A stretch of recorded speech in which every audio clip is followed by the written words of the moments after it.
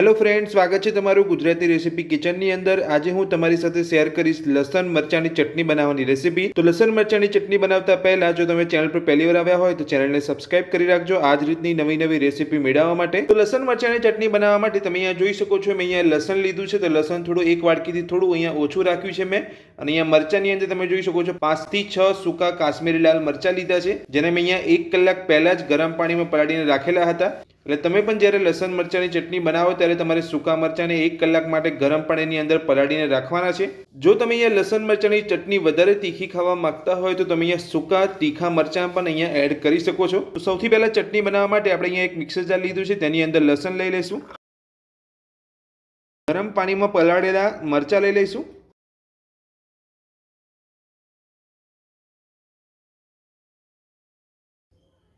તો આ રીતે તમારે પાણી સાથે નથી લેવાના, પાણીમાંથી કાઢીને તમારે મરચાંને અહીંયા મિક્સર જારની અંદર લસણ સાથે લેવાના છે।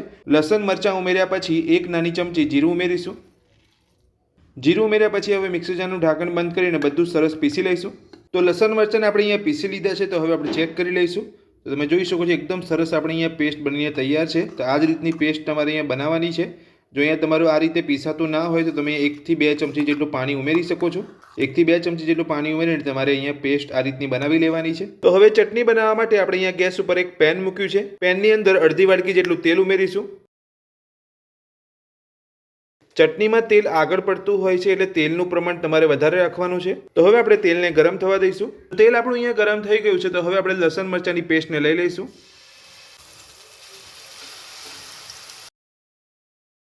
તો લસણ મરચાની પેસ્ટ આપણે અહીંયા ઉમેરી લીધી છે। તો હવે આપણે બધું જ અહીંયા તેલ સાથે મિક્સ કરી લઈશું।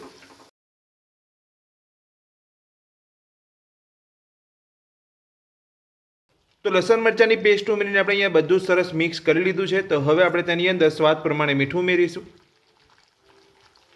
મીઠું ઉમેરીને બધું સરસ અહીંયા મિક્સ કરી લઈશું।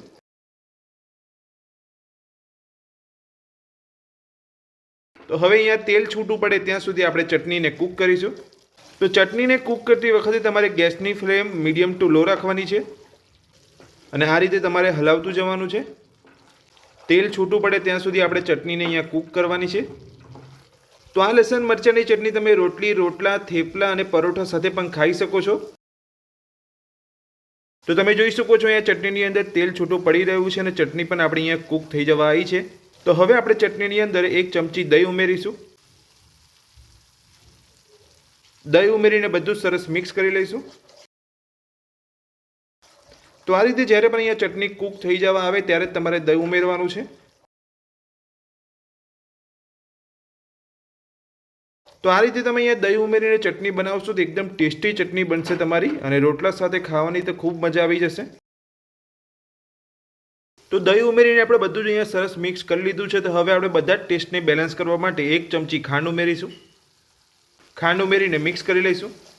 તો વધારે આપણે અહીંયા ખાંડ નથી ઉમેરવાની, 1 નાની ચમચી જ ખાંડ ઉમેરવાની છે। ખાંડ ના ઉમેરવા માંગતા હોય તો તમે અહીંયા સ્કીપ પણ કરી શકો છો।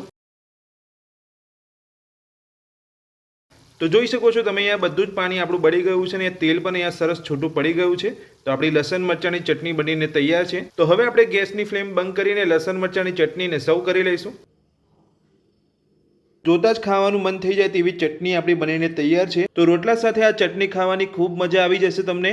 એકવાર ઘરે જરૂરથી ટ્રાય કરજો આ રીતે। તો આ લસણ મરચાં ચટણી બનાવવાની રીત તમને મારી કેવી લાગી કોમેન્ટ બોક્સની અંદર કોમેન્ટ કરીને જરૂરથી જણાવજો। આજની રેસિપી પસંદ આવી હોય તો વિડીયોને લાઇક કરજો, ચેનલને સબસ્ક્રાઇબ કરી રાખજો આ જ રીતની નવી રેસિપી મેળવવા માટે। Thank you.